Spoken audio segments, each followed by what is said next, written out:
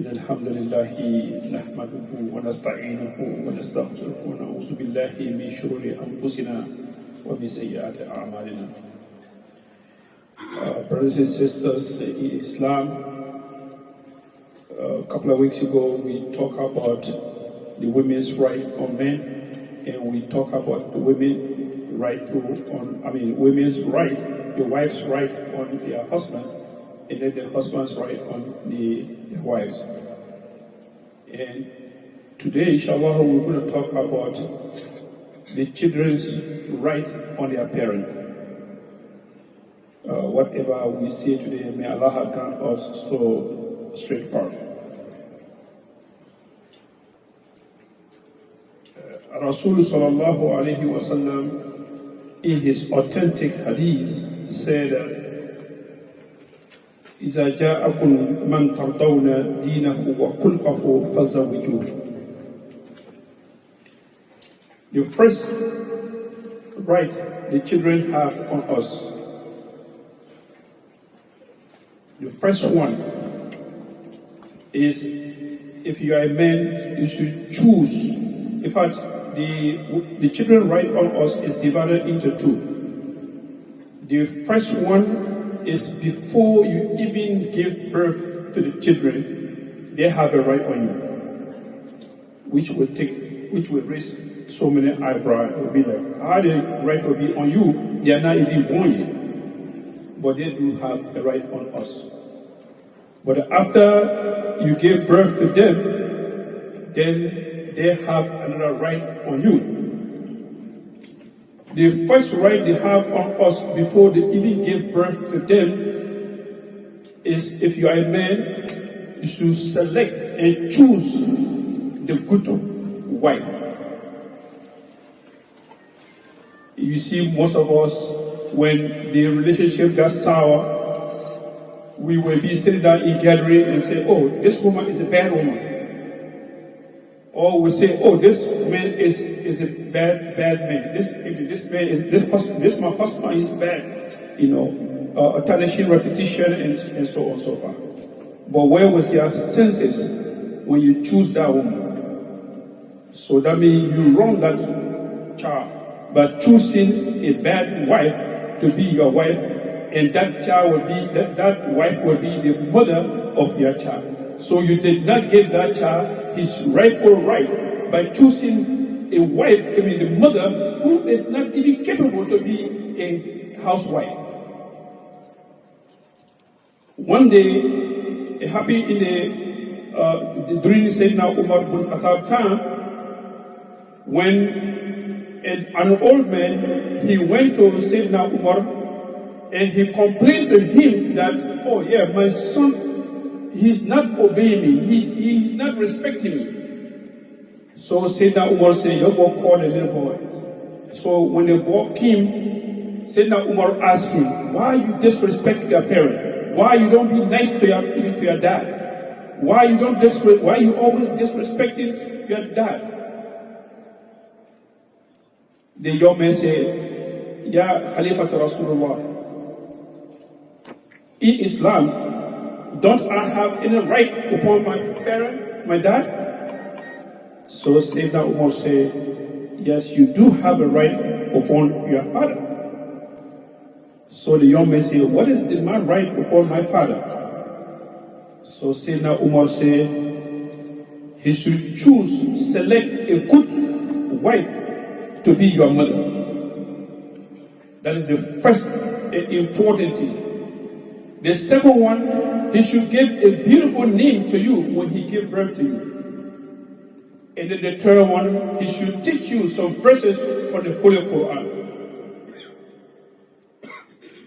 So the young man said, here is my dad right here. Ask him, all those three things you mentioned, none of them my father gave it to me. First of all, he bore me from a woman who was not even a Muslim. My mom family, the whole entire generation, they worship fire. So that's a woman he married, and then a woman who gave birth to me, and that's my mom today. So my mom doesn't know anything when it comes to treating husband Islamically. My mom had no clue how to treat the children Islamically. But hey, she's my mom. What can I do? That's the first one. The second one, instead of giving me good name, for God said my dad is a Muslim. He is a Muslim, but unfortunately, instead of giving me a good name, he gave me the name of an insect. Some kind of animal. That's the name he gave it to me. All the Muslim name, all the good name, it's not necessarily have to be Muslim name, because some of these names we call a Muslim name, they are not even originally Muslim, but they are in the scripture, they are in the Judaism, or they are in Christianity, or it's in the Bible, or it's in the Quran. Yahya, Yunus, Yusuf, all those names is not Islamic name. It's not even Arab name, but it's in the Quran, so we can name. My father would name me and all those things. When they call my name some places, myself I can be ashamed. That's the second one. The third one, my dad asked him. He's standing here. From the time my mom gave birth to me, he did not sacrifice one day to teach me any one verse of the Holy Quran. So Sayyidina Umar said, you wrong yourself before you say your son wrong you. So Rasul sallallahu alayhi wa sallam, back to the number one. Rasul said, that's a hadith I will say, إِذَا جَاءَكُمْ مَنْ تَرْضَوْنَ دِينَهُ وَخُلْقَهُ فَزَوِّجُوهُ. If anyone come to you that you identify with his character and his religion, please give your daughter to that person for marriage. If anybody come to you, don't say this person and myself from the same tribe. No. That tribe is going to come and end. Don't say me and this person will not come from the same village. All that is un-Islamic. So long the person says, Ashhadu an la ilaha illallah wa anna Muhammad Rasulullah, the person is a Muslim. If he come and asks your daughter hand for marriage, and he's a Muslim, please give it to him. Don't say me and myself, we're not from the same tribe. No, don't do that. He's a Muslim, and you are a Muslim, that is it. So this is one of the things that happened in the Sayyidina Umar time. And,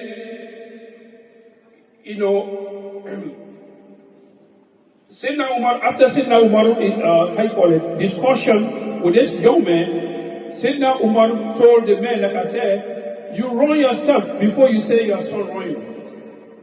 Nowadays, most of us, this is very rampant in our community. A lot of people, they don't even worry when someone comes to marry their daughter or they want to go marry. All they worry about is material. Is this person got money or not?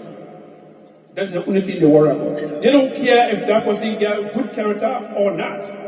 If this person get a religion or practice Muslim or not. And if you base your relationship, if you give your daughter in marriage based on the material will come and go. And then if you give your child to a marriage to someone based on worldly, like I said, material, those things they will come and vanish one day, but what will remain, it will be al-Islam. Rasul sallallahu alayhi wa sallam said, people nowadays, people go for marriage for so many four major reasons. Some people go marry because, this woman is so beautiful. In fact, this is most of us, that's what we do, we the young folks. Oh, that woman's so beautiful. Daddy, I really want to marry that woman. She's so fun. I talk about her shape, talk about her face, talk about her. And this, Rasul said, this is what people do nowadays.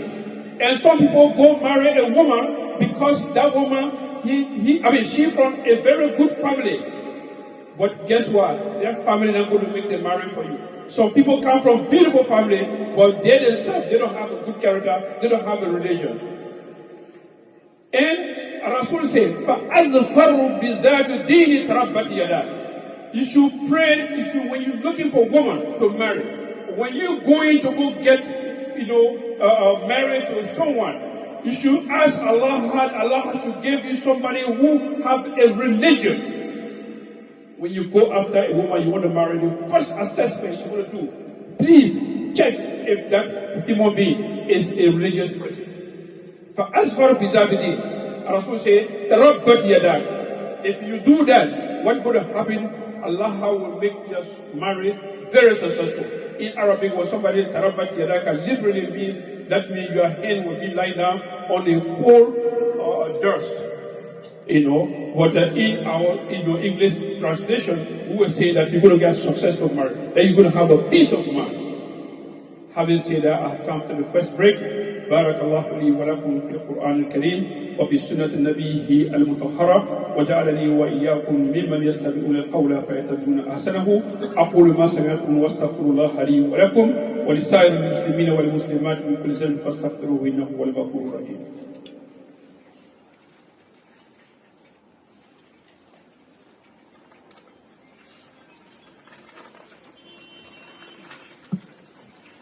Alhamdulillah wa kafa wa salatu wa salam ala nabiyhi al-Mustafa. I'm going to be fast because of the time. One of the right your children have upon you before even you give birth to them, every time you want to have an intercourse with your wife, you should seek refuge with Allah from shaitan. If you don't say, A'udhu billahi minash shaitanir rajim, Bismillahir Rahmanir Rahim, when you're having sex, let me put it that way, sorry for language, but when you have intercourse with your wife, you and shaitan, having sex with your wife. And what's going to happen if you bless to get a child, that child, shaitan will suffer that child. That's what happened in so many places. But people don't know the reason.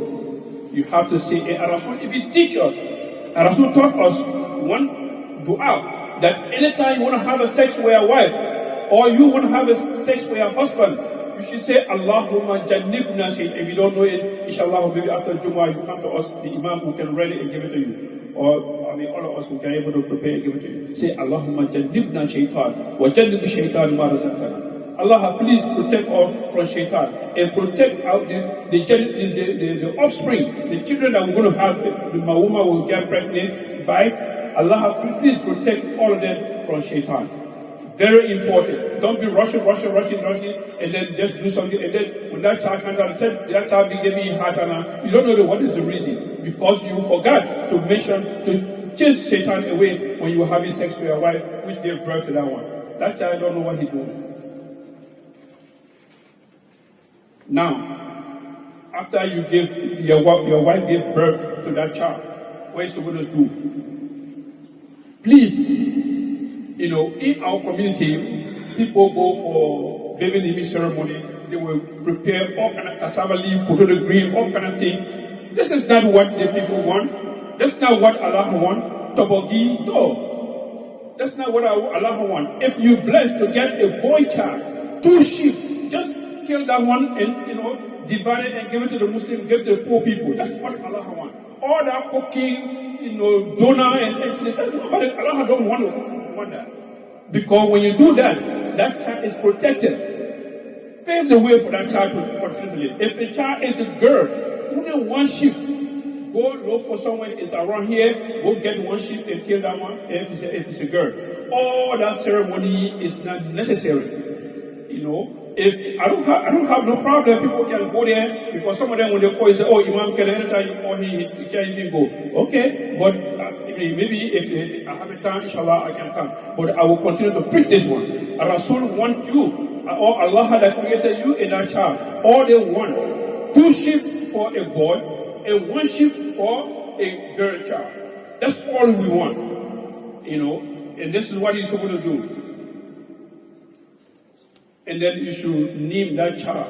Give good name, to that child. Abdullah, Abdurrahman, Muhammad, Ibrahim, Ismail, all good name. Don't call somebody, in Arabic, it's not the person of Kalib. They call it somebody dog. You know what I mean? Like, so your dad call you dog, name you dog. So anyway they call you dog, people start looking at you everywhere. What kind of human beings? You're not supposed to do that. It's not allowed. Good name. And then you try to train that child, Islamically.